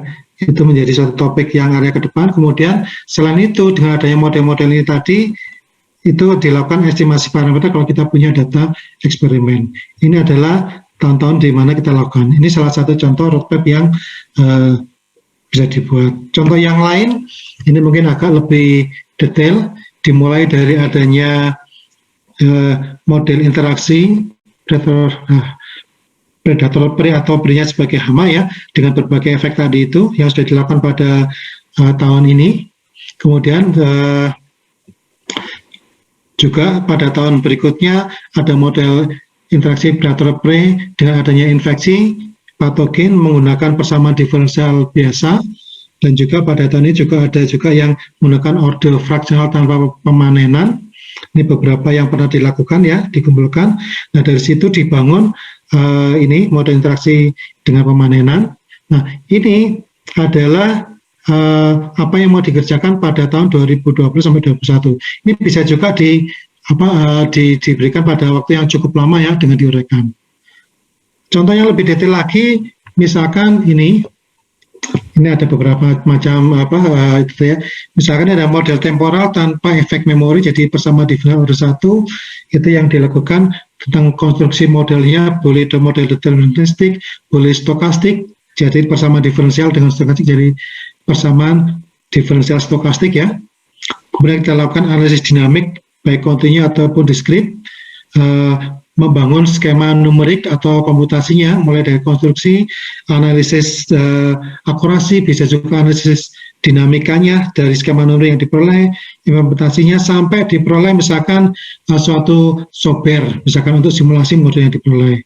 Kalau ada data bisa juga dikaitkan dengan estimasi parameter. Ini adalah yang dilakukan pada tahun 2016 sampai 2020. Nah, kemudian ini juga ada model yang sama tapi dengan adanya efek memori, jadi menggunakan persamaan diferensial fraksional dengan langkah yang sama tapi beda model ya. Nah, kemudian dikembangkan lagi menjadi model spasio-temporal. Kalau sebelumnya hanya mempertimbangkan waktu tanpa spasial, nah sekarang ini mungkin dikaitkan dengan model spasio-temporal pada tahun 2022 sampai 2026 dengan langkah-langkah matematis secara sama. Ini contoh-contoh roadmap terkait dengan matematika biologi yang kami lakukan. Jadi itu dari saya, mungkin kita bisa diskusi lebih detail kalau ada pertanyaan. Saya kembalikan kepada moderator, terima kasih. Baik, terima kasih kepada Prof. Agus yang telah menyampaikan materi tentang roadmap penelitian di sesi 1 ini.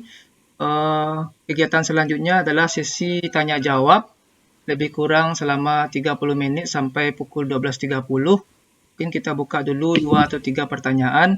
Sebelumnya mungkin saya ringkas dulu, ada poin penting di sini yang disampaikan oleh Prof. Agus. Yang pertama, kita harus mengenali diri kita sendiri, ke arah mana keahlian kita, sehingga kita nanti bisa membuat focus group discussion ya, bagaimana roadmap penelitian kita itu fokusnya kemana saja.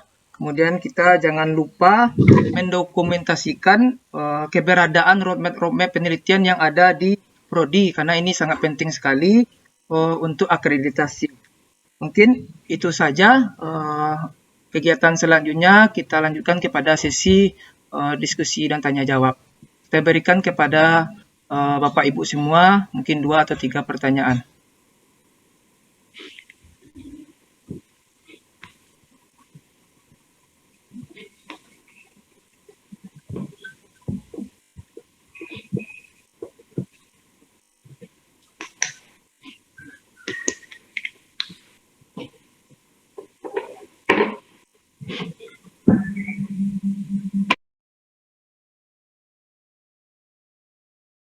Baik, mungkin ada dari Bapak Ibu semua yang ingin bertanya. Baik, kita persilakan Bapak Dekan. Waktu dan tempat dipersilakan. Baik. Makasih Mas Adam. Profesor Agus, saya kira menarik nih, menginspirasi. Terlebih lagi kita sebagai fakultas baru ini belum nyampe membuat roadmap seperti ini, Mas Agus. Seperti saya katakan tadi itu tuh, misalkan kita di prodi matematika ini roadmapnya itu tuh yang menarik itu tuh roadmapnya itu tuh terkait dengan pengembangan kompetensi dosen dan juga pengembangan prodi gitu, Profesor Agus ya. Kira-kira apa bisa langsung misalkan nanti ke pengembangan studi lanjut kepada dosen ini bisa sampai ke sana atau seperti apa, Mas Agus? Terima kasih. Baik, terima kasih kepada Pak Dekan. Baik, Pak Dekan, terima kasih atas pertanyaannya. Jadi kalau dikaitkan dengan kalau kita sudah punya roadmap dari awal ya, itu akan sangat bagus jika memang diikuti dengan pengembangan kompetensi dosen. Sangat-sangat perlu sekali, Pak. Jadi pengalaman kami ketika prodi baru terbentuk, karena saya alumni UB, Pak, alumni UB, di mana pada saat saya masuk itu saya angkatan kedua. Jadi betul-betul prodi yang baru ya. Nah, ketika prodi baru itu dosennya kalau pada saat itu kan semuanya masih S1, dan pada saat itu penelitian kan belum menjadi tren ya pada saat itu. Nah, karena penelitian belum menjadi suatu kebutuhan seperti saat ini, jadi lebih banyak ke arah pendidikan dan pengajaran. Publikasi biasanya masih mengulang dari artikel yang sudah ada ya pada saat itu ya, sehingga penelitian tidak begitu mencolok. Nah, ketika dosen sudah punya kewajiban studi lanjut, pada saat itu beasiswa itu juga susah didapatkan, sehingga ketika ada kesempatan dimanapun dosen itu akan sekolah dengan bidang apapun, kadang-kadang prodinya juga tidak sesuai. Nah, problem setelah semua dosen-dosen tadi pulang, setelah dosen-dosen pulang dari sekolah, akan muncul problem baru. Karena apa? Karena masing-masing dosen itu punya keahlian yang sangat bervariasi. Karena sangat bervariasi, akibatnya adalah membentuk peta itu sangat tidak mudah. Butuh waktu yang sangat panjang karena butuh penyesuaian. Seperti itu, Pak. Jadi nah, kalau seandainya dari awal sudah ditentukan bahwa punya kesepakatan bahwa kita mau fokus pada penelitian yang sudah terbangun, sudah tertentu di situ ya, disepakati. Nah, ketika kita mau mengambil studi lanjut S3, ya mestinya harus sesuai dengan roadmap tadi bidang kajiannya ya. Disertasinya harus mengarah ke sana. Itu yang tidak, kalaupun belum ke sana, minimal kalau matematika itu alat-alat matematikanya itu nanti bisa dibelokkan kepada roadmap yang akan kita lakukan di situ. Nah, dengan begitu nanti pasti akan mendukung roadmap dan otomatis visi misi juga akan tercapai di sana, Bapak. Tuh. Dan yang paling penting, mungkin ini catatan ya, mungkin karena masih S2 semua, belum ada yang S3 ini sama sekali, Pak ya? Atau sedang? Belum. Ini Pak, hati-hati karena untuk ini kan biasanya kan butuh untuk akreditasi juga, Pak ya. Jadi di dalam akreditasi itu ada istilah dosen tetap disingkat DT, ada dosen tetap program studi yang disingkat dengan DTPS. Semua dosen miliknya UIN Imam Bonjol itu adalah dosen tetap bidang apapun. Tetapi yang dimaksud dengan dosen tetap program studi DTPS tadi itu adalah dosen dengan background akademisnya itu sesuai dengan kompetensi utama dari prodi, yaitu matematika. Kalau misalkan ini bicara tentang prodi matematika. Nah, kalau ada dosen matematika yang S3-nya di luar bidang matematika atau yang tidak serumpun ya, nanti itu bisa jadi tidak bisa dianggap sebagai DTPS di situ. Kalau tidak dianggap DTPS, berarti nanti kinerjanya untuk akreditasi ya tidak diakui. Mulai dari pengabdian, penelitian, publikasi, semuanya harus dikeluarkan. Meskipun dia mengajar mata kuliah matematika di situ. Serumpun ya boleh, kalau matematika ya termasuk statistika, termasuk ilmu komputer, sains data, itu masih aktuaria, masih satu rumpun dan masih bisa diambil di situ. Jadi ini penting, Pak ya. Mungkin karena masih baru dan masih muda, mungkin kalau sekolah harus mempertimbangkan hal-hal yang seperti itu. Mudah-mudahan menjawab pertanyaan Bapak. Kalau ada boleh disambung lagi, Pak. Ya, terima kasih. Ya, terima kasih kepada Pak Prof atas jawabannya.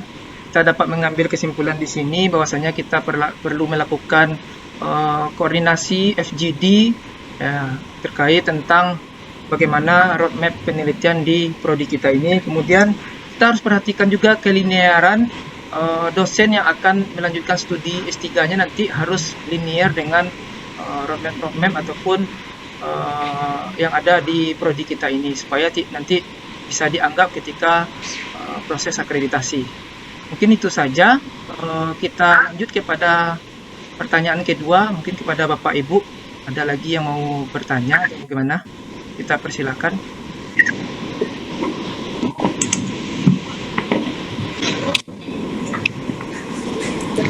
Baik, Bapak, terima kasih. Assalamualaikum warahmatullahi wabarakatuh. Waalaikumsalam warahmatullahi. Terima kasih banyak Pak Prof. Agus Suryanto sudah meluangkan waktunya hadir bersama kita dengan kajian yang sangat menarik sekali terkait roadmap penelitian. Begini Bapak, ada beberapa hal yang ingin kami tanyakan. Yang pertama adalah tadi sudah disampaikan bahwa ada beberapa model dari roadmap penelitian. Jadi yang pertama ada riset dasar, kemudian kedua ada terapan, yang ketiga ada pengembangan produk gitu ya Bapak. Jadi di antara yang tiga ini sebenarnya mana yang roadmap yang paling baik kira-kira? Di antara tiga, apakah harus mengandung ketiganya atau boleh salah satu di antaranya? Nah, terus terang yang sudah kami rancang selama ini di Prodi Matematika itu memang hanya berbasis riset dasar saja. Apakah itu perlu dilanjutkan ke teknologi, bahkan ke produk, atau tidak apa-apa, fokus di riset dasar saja untuk Prodi Matematika yang S1-nya. Kemudian untuk yang kedua, Bapak, tadi ada juga kita dengar roadmap penelitian ini ada juga roadmap penelitian dosen, kemudian ada juga roadmap penelitian kelompok. Nah, apa berbeda antara dosen dan kelompok tersebut? Artinya ada yang tidak termasuk dalam roadmap kelompok, kemudian dosennya boleh ambil jalur sendiri begitu, atau bagaimana maksudnya? Kemudian yang ketiga, mohon maaf Bapak, Bu. Pak, turun waktunya gitu. Bagaimana baiknya kita merumuskan roadmap itu, berapa tahun ke depan yang harus kita buat di dalam roadmap penelitian.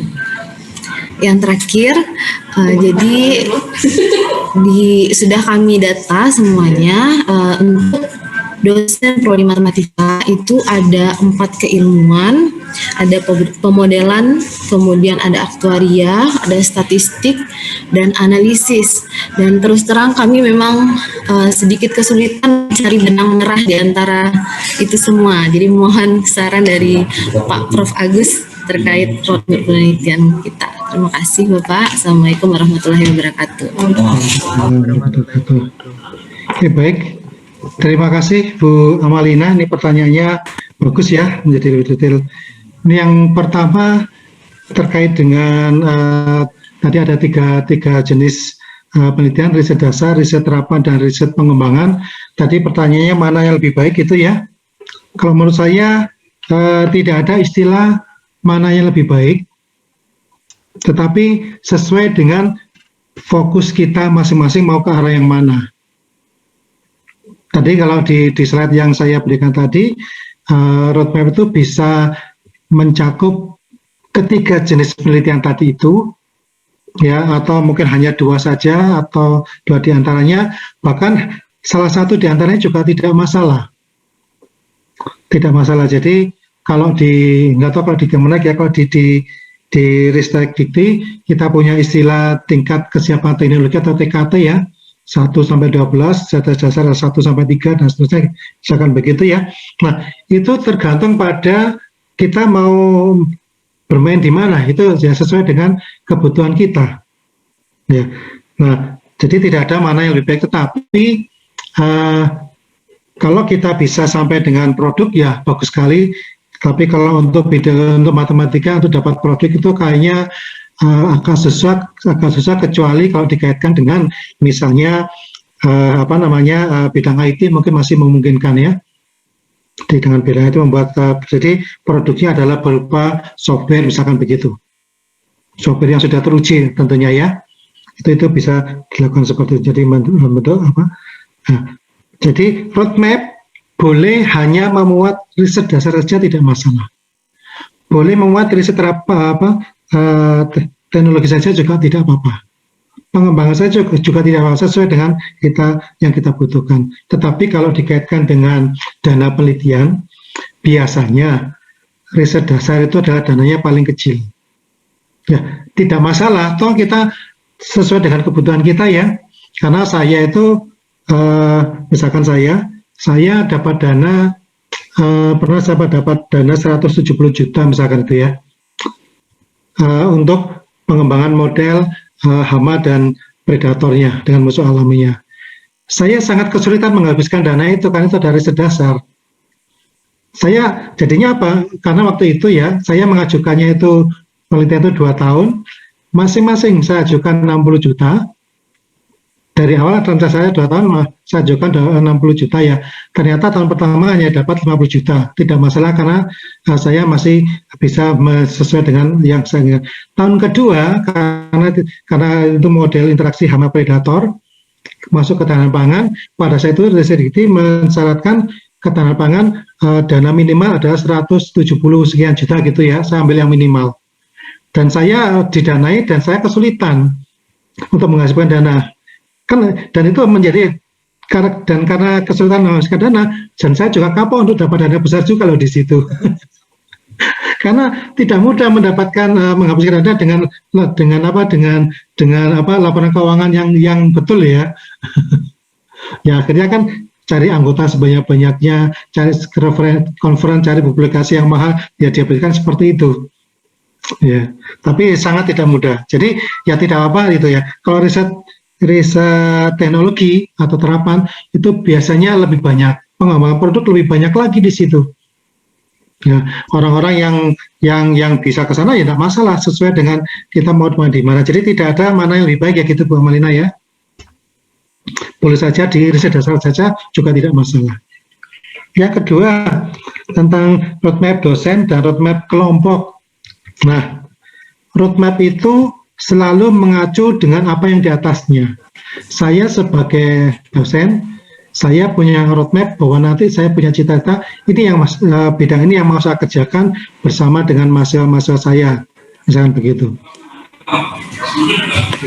Tetapi roadmap yang saya buat tadi itu harus inline, sejalan dengan roadmap kelompok bidang kajian yang di atas saya atau lab yang saya sebagai anggota itu tidak boleh berbeda. Jadi kan misalkan ya ketahanan pangan itu misalkan ada predator, kan ada banyak sekali ya. Karena apa, jenis-jenis dari hama dengan predatornya itu interaksinya itu bermacam-macam. Misalkan interaksi dua populasi ya, itu bermacam. Mereka ada yang bersaing, ada yang predatornya lebih dari 2, itu kan macam-macam. Saya mengambil satu bagian dari situ yang nanti menjadi penelitian saya sendiri. Tapi saya tidak lepas dari kelompok tadi. Sebagai kebutuhan saya tapi jadi harus selalu mengacu di atasnya. Kelompok itu pun juga harus tidak boleh lepas dari yang di atasnya, misalkan prodi kan juga punya banyak ya roadmap yang lebih besar lagi sebagai payung dari itu tadi. Nah, kelompok juga harus bagian dari payung tadi.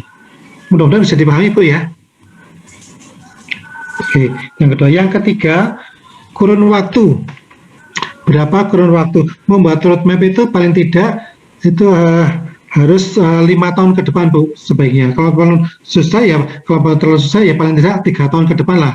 Jangan 1 tahun 2 tahun, tapi 3 tahun kalau sudah tahapannya itu ya. Kalau sudah biasa nanti akan terbayang lagi 5 tahun itu seperti apa. Idealnya 5 sampai 20 tahun Bu. Kalau menurut Dikti begitu. 5 sampai 20 tahun. Kemudian tadi tentang kondisi yang ada di PS Matematika UIN Imam Bonjol ya, sebetulnya ada 4 bidang keilmuan, yaitu tadi masalah pemodelan, aktuaria, statistika, dan analisis. Nah, paling tidak bisa dikelompokkan menjadi tidak harus menjadi 4 roadmap ya, karena ini pun juga masih terlalu luas ya. Pemodelan itu kan macam-macam. Mau pemodelan yang bagaimana? Bisa jadi ya, kalau di kami itu pemodelan, aktuaria, statistik itu dikelompokkan menjadi satu kelompok bidang ilmu bukan di tempat kami. Matematika, keuangan, dan industri di situ sudah mencakup bidang riset operasi, Kemudian statistika itu dalam arti teori peluang, stokastik, dan aplikasinya ya. Aktuaria itu kan dekat dengan keuangan, itu bisa jadi satu. Jadi itu tergantung dari, jadi membuat roadmap itu bisa dilihat dari bidang matematikanya, bidang keilmuan matematikanya sendiri bisa disatukan, bisa menjadi pertimbangan, bisa juga dari sisi aplikasinya. Jadi ada dua hal yang bisa dipertimbangkan di situ. Jadi, nah ini pun nanti juga harus harus duduk bersama, mau pemodelan yang bagaimana yang mau diarahkan. Kan ada banyak kan, bisa pemodelan dengan statistik, bisa pemodelan dengan riset operasi, bisa pemodelan dengan persamaan diferensial. Wah itu sudah sesuatu yang lain, yang masing-masing punya ini sendiri-sendiri ya. Kita harus duduk bersama lagi di situ. Kira-kira itu Bu jawaban saya. Makasih. Terima kasih Pak. Sama Bu. Ya. Baik, terima kasih kepada Pak Prof. Bu Suryanto dan Bu Amalina. Di sini kita dapat mengambil kesimpulan bahwasanya roadmap yang kita buat itu tidak ada lebih baik dari ini. Kita harus sesuaikan dengan kebutuhan, dan kalau bisa outputnya nanti berupa produk begitu. Kemudian roadmap kita itu sesuaikan dengan cita-cita kita dan sesuaikan dengan ruang lingkup roadmap yang ada di prodi kita. Dan minimal roadmap itu kalau bisa 5 tahun ke depan atau seminimal mungkin 3 tahun ke depan. Nah, mungkin masih ada waktu sekitar 12 menit lagi kepada Bapak Ibu. Mungkin ada lagi yang bertanya.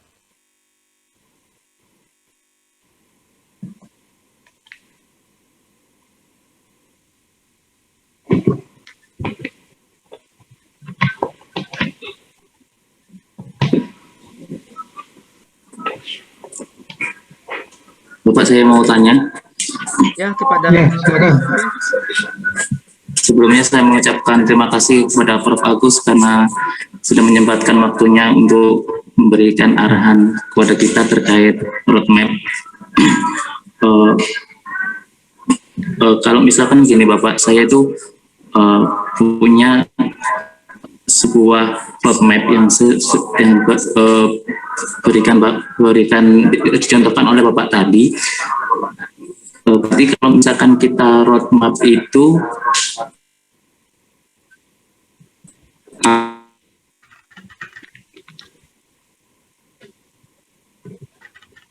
maaf kok di saya nggak dengar ya Pak Safi ya. Nggak, suaranya nggak muncul. kendala jaringan Pak. Di dalam roadmap itu kita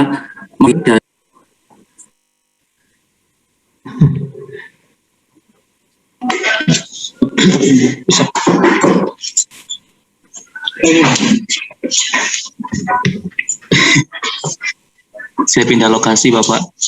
Ya, nggak apa-apa. Biar lebih jelas ya suaranya.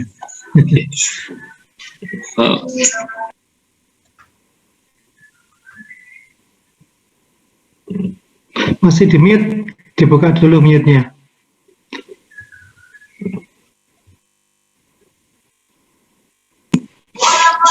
Oke, saya sangat tertarik sekali Bapak tentang roadmap penelitian ini karena dulu saya pernah bikin roadmap pada penelitian sebelumnya, itu tidak seperti yang Bapak gambarkan. Berarti kalau namanya ini adalah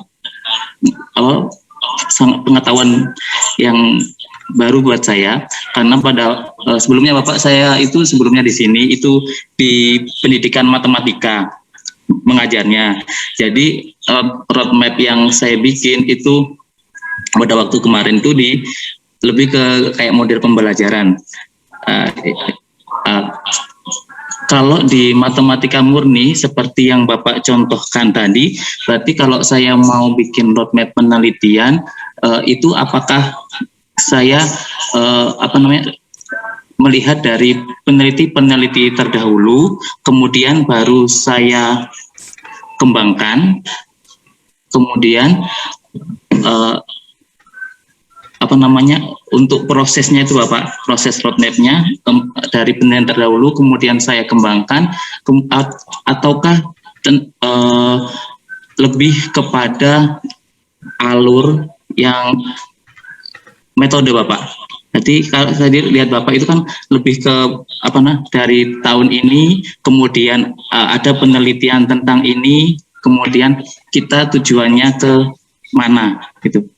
Jadi itu Bapak. Jadi yang roadmap itu mungkin bisa lebih dijelaskan lagi Bapak. Kemudian yang kedua, sama jika saya mengambil dari penelitian dahulu dan saya pada waktu itu ternyata hal yang saya teliti itu sudah pernah diteliti oleh orang lain. Mungkin hanya ada aspek yang berbeda. Apakah itu diperbolehkan, Bapak? Terima kasih, Bapak. Oke, terima kasih. Tanya Pak Syafi'i ya. Jadi seperti yang saya sampaikan tadi ya, di dalam menyusun roadmap itu sebaiknya diawali dengan identifikasi dulu apa yang sudah pernah diteliti dan apa yang sedang diteliti. Harapannya dengan yang sedang diteliti dan sudah diteliti, kita bisa berpikir pengembangannya ke arah mana di situ. Nah, ini akan lebih baik apabila itu adalah pekerjaan kita sendiri kalau dikaitkan dengan roadmap. Ya, jadi apa yang sudah kita teliti dan apa yang sedang kita teliti, bukan atau kelompok kita gitu ya, bukan yang dikerjakan oleh orang lain. Beda ya. Nah, agak-agak berbeda di dalam membuat roadmap. Nah, ini mungkin memang seringkali menjadi bingung ketika diminta membuat roadmap. Beberapa itu membuatnya adalah tahapan penelitian atau alur penelitian berbeda ya. Iya betul Pak. Kalau misalkan alur penelitian itu adalah kalau saya membuat model misalkan dalam bidang saya misalkan gitu ya. Pertama konstruksi model, kemudian analisis dinamik, menghitung titik tetap, kemudian analisis kestabilannya, melakukan simulasi, itu kan tahapannya ya. Iya betul. Nah, itu menjadi tahapan, bukan roadmap itu. Oh, betul. Ya itu bukan roadmap, itu tahapan penelitian. Kalau yang ditanyakan Mbak Syafi'i tadi itu lebih cenderung ke arah membuat proposal penelitian, tapi bukan roadmap. Oh. Ya, jadi itu. Jadi kalau kita membuat penelitian, biasanya di dalam latar belakang itu dijelaskan problem besarnya apa, kemudian dari problem besar itu apa yang sedang dikerjakan orang, yang itu boleh pekerjaan orang lain, boleh pekerjaan kita ya, itu dijelaskan yang sudah dilakukan orang lain atau yang sudah kita kerjakan itu apa saja, yang belum tapi masih dalam lingkup problem besar yang diungkapkan pertama kali itu apa? Itu kan menjadi keterbaruan atau novelty kita di dalam melakukan penelitian tadi itu.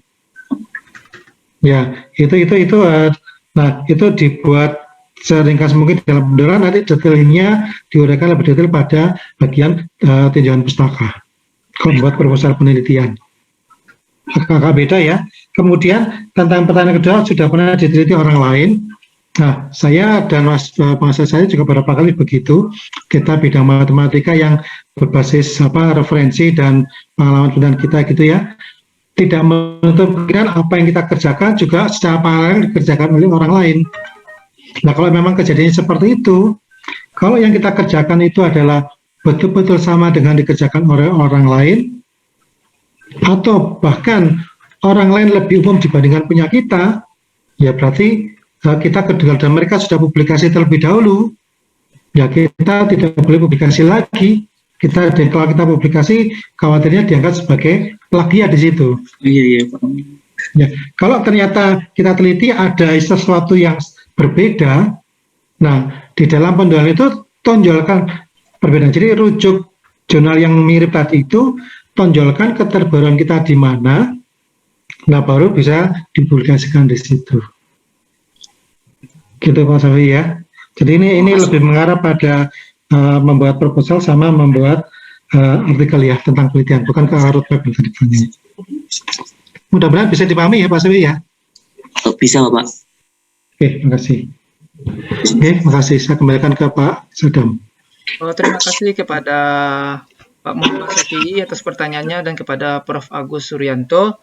Dengan berakhirnya sesi 1 ini tentang roadmap penelitian, maka kita ucapkan banyak terima kasih kepada Prof. Agus Suryanto. Nanti kita lanjutkan kegiatan kita ini pukul 13.30 sampai pukul 15.50. Materi kita nantinya tentang diskusi pengembangan penelitian berdasarkan roadmap penelitian. Mulai dari 13.30 sampai pukul 15.00. Mungkin itu saja dari saya selaku moderator. Saya kembalikan kepada MC. Assalamualaikum warahmatullahi wabarakatuh. Waalaikumsalam. Waalaikumsalam warahmatullahi wabarakatuh. Alhamdulillah Bapak Ibu, kegiatan diskusi dosen sesi 1 ini sudah kita lewati bersama-sama. Agenda selanjutnya yaitu nanti isoma, marilah kita semua istirahat, sholat dan makan siang. Nanti dilanjutkan dengan kegiatan sesi 2 yang akan dimulai pukul 13.30 dan dengan hormat nanti 10 menit sebelum kegiatan diskusi kita bisa join di Zoom meeting di link yang kedua. Itu dari kami panitia. Wassalamualaikum warahmatullahi wabarakatuh. Jadi untuk hari ini saya akan end meeting. Untuk yang part 1 nanti kita akan mulai lagi di jam 13.30. Terima kasih. Terima kasih Prof. Saya silakan istirahat dulu Prof. Oke, makasih. Saya tutup dulu ya. Baik Prof, terima kasih Prof. Iya, sama-sama.